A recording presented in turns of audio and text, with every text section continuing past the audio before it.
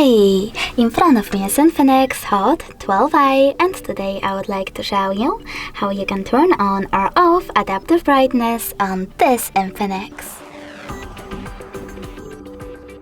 Begin with opening settings. Now you need to choose display and brightness and tap on adaptive brightness over here. Following that, just click on this gray sweater, and as you can see, auto brightness is now enabled. In order to disable it, click on the sweater again.